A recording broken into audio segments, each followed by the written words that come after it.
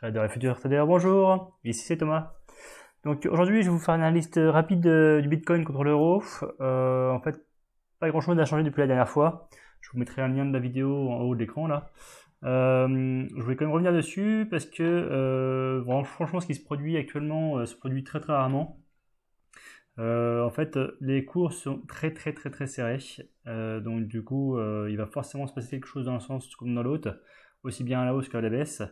En plus, il peut très bien se passer un double effet qui se coule. Vous voyez, en fait, les gens qui vont trader en intraday, enfin sur du court terme, vont se baser sur le petit triangle que j'ai tracé ici, que je surligne ici et là. Par contre, ceux qui investissent sur du plus long terme, eux vont se baser sur le triangle que j'ai tracé ici. Et du coup, si on casse le petit triangle ici, on va aussi casser à la hausse le grand triangle long terme. Donc ça voudrait peut-être dire que la consolidation depuis fin 2018, fin 2017 pardon, est terminée.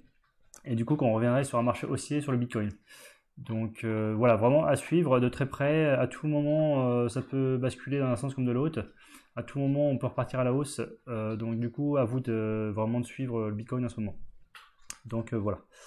Maintenant, on va passer sur les actions. On va passer sur. Alors, juste pour information, pour revenir sur le Bitcoin, j'ai retracé un peu mieux les droites, enfin le triangle que j'avais tracé la semaine dernière ou la semaine d'avant, histoire que ce soit un peu plus propre. Mais voilà, ça n'a rien à changer particulièrement. Ça reste globalement la même chose, tout simplement. Alors, on va passer sur deux actions qui m'ont été demandées. Enfin, d'ailleurs, il y en a même plusieurs que deux. Alors, CrossJect. Alors, Project, en fait, j'en avais parlé de cette action-là fin décembre 2019, donc ça fait déjà à peu près 6 mois que j'en avais parlé. Alors, du coup, fin 2019, on était où? Bon, on était. Hop, ouais, j'étais par là. Donc, j'en avais parlé en disant que moi, je tentais un rebond en fait sur le support que j'avais tracé ici. Et que du coup, je tentais un support pour vers la hausse. Bon, chose qui s'est produite. Après, la hausse ne s'est pas poursuivie. On est retombé depuis. Bon, après, ça a permis quand même de prendre des bénéfices en passant. Depuis, on est parti sur les plus bas ici. Nouvelle position d'entrée qui était possible pour repartir à la hausse.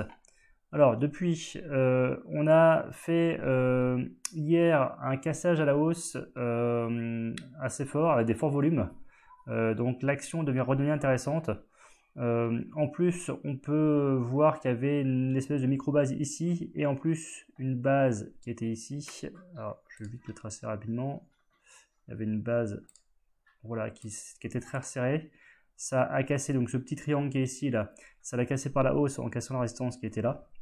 Ça a fait le pullback. Ça a construit une micro-base ici et pouf, encore explosion avec des très forts volumes.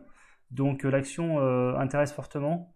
Par contre, je pense qu'il est un peu tard pour rentrer en position maintenant. D'une part parce qu'en plus on voit qu'ici on est sur une zone un peu de résistance. Donc je pense qu'il faudrait plutôt attendre une consolidation. Et puis, alors c'était la première chose. Et puis en fait on est un peu loin du stop loss que vous pourriez mettre. Donc pour moi il faut attendre que ça reconstruise, même si c'est une petite construction de quelques jours comme ça, avant de reprendre position à la hausse. Donc voilà, pour ceux qui ont loupé le trade à ces niveaux-là. Enfin, pour moi, le meilleur point d'entrée était vraiment à ces niveaux-là, donc c'était vers le 5 juin.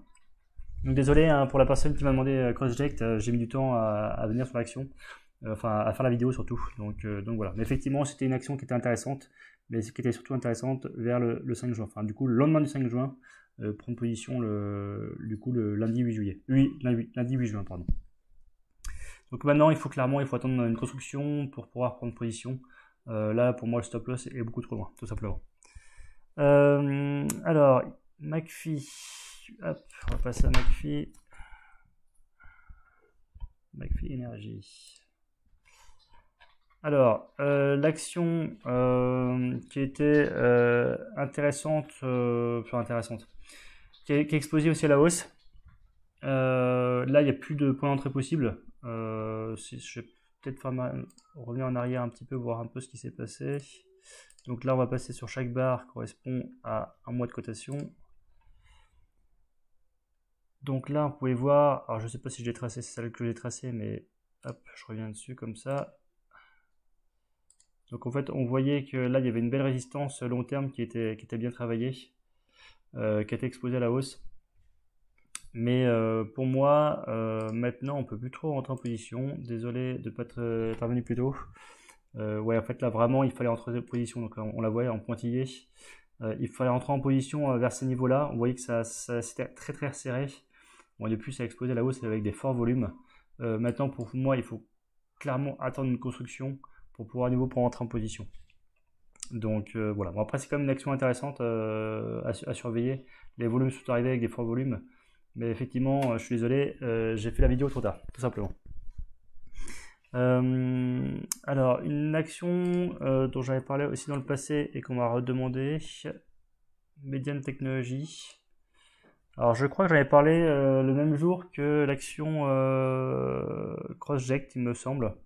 Donc, c'était fin décembre, dont j'en avais parlé. Hop, si on revient en arrière, c'était par ici. Par ici. Bon, et du coup, il y avait une fausse cassure qui avait été faite. On est resté du coup à construire. Bon, le triangle qu'on peut voir là, donc qui est tracé par cette borne-là et cette borne-là, a été cassé par le bas. Donc du coup, on ne rentrait pas en position. Par contre, ça, le 29 avril, il y a eu explosion des volumes. On a cassé la résistance horizontale qui est ici, là, avec des forts volumes. Et ça, en plus, on a eu un gap haussier.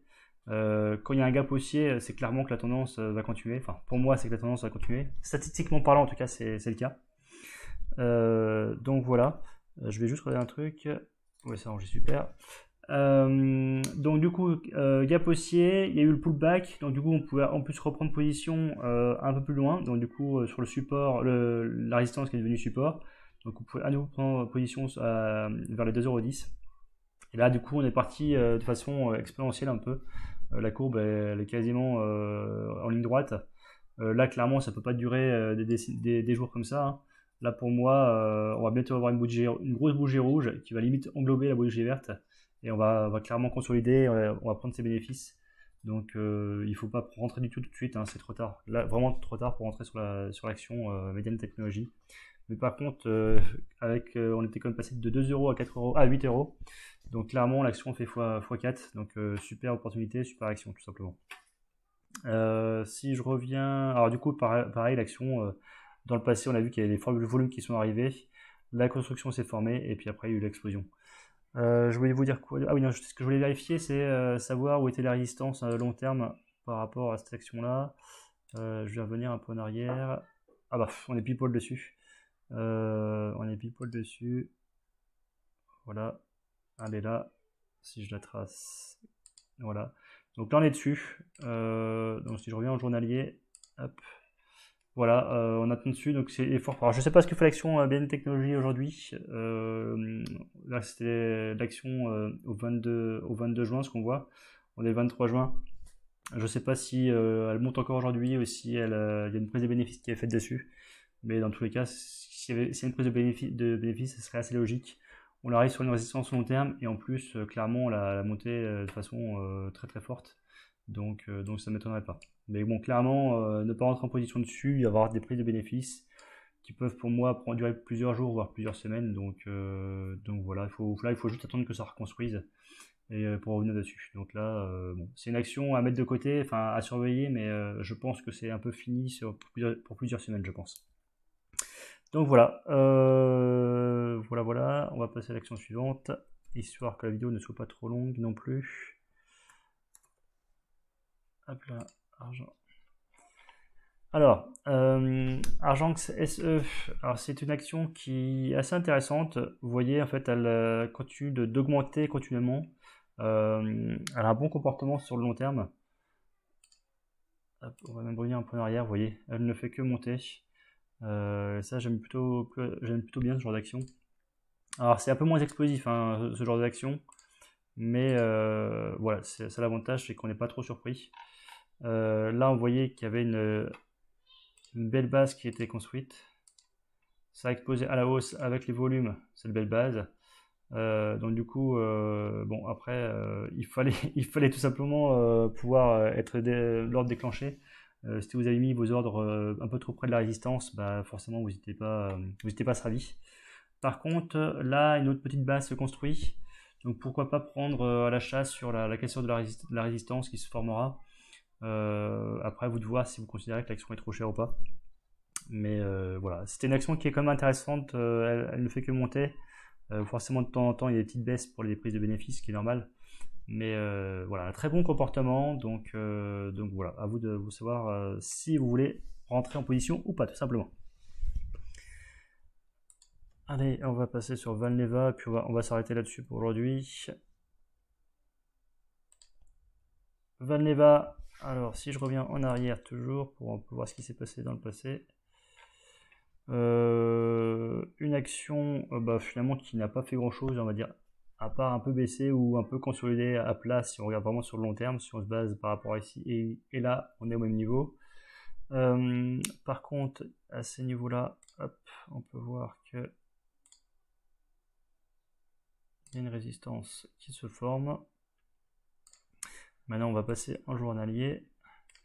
Donc, en fait, c'est ce que j'avais tracé déjà ici, c'est qu'il y avait une résistance. Là, la construction s'est faite. Et là, on vient tout juste de casser la construction. Bon, alors, certes, les volumes ne sont pas astronomiques, mais ici, il y a eu un gap haussier qui s'est formé, une belle construction ici. Donc, pourquoi pas rentrer en position. Après, là, on est un peu loin de la résistance. S'il y avait un pullback pour pouvoir revenir sur la enfin, s'il pouvait y avoir un pullback pour pouvoir rentrer en position, ça serait super. Donc voilà, c'est pour ceux qui ont loupé l'opportunité. Donc voilà pour Valneva. Écoutez, si comme d'habitude, si vous avez des actions qui vous intéressent, n'hésitez pas à me le faire savoir. J'essaierai d'être plus réactif et plus rapide la prochaine fois à vous dire mon point de vue tout simplement. Alors clairement, c'est seulement mon point de vue, c'est vraiment à vous de prendre vos responsabilités. Dans tous les cas, si vous aimez la vidéo, n'hésitez pas à la liker, n'hésitez pas à vous abonner. Je vous souhaite de très bons trades et à très bientôt. Allez, à bientôt, ciao.